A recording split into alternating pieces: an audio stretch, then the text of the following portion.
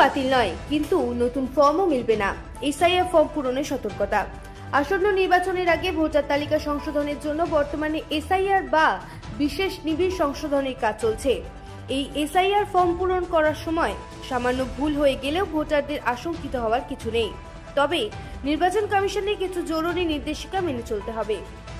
নির্বাচন কমিশন স্পষ্ট জানিয়েছে, প্রত্যেক ভোটারের জন্য শুধুমাত্র 2টি করে কপি ফর্ম ইস্যু করা হচ্ছে।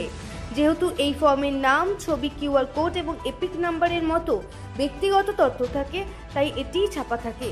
তাই একটি ফর্ম নষ্ট হলে কিন্তু নতুন করে ডুপ্লিকেট ফর্ম পাওয়ার কোনো সুযোগ সুবিধা নেই। রাজ্যে প্রায় 7.5 কোটি ভোটার থাকায় কমিশন প্রত্যেকের জন্য আলাদাভাবে ডুপ্লিকেট ফর্ম সরবরাহ করতে পারবে না। এর অর্থ হলো ফর্ম পূরণের সময় অত্যন্ত সাবধানতা অবলম্বন করতে হবে।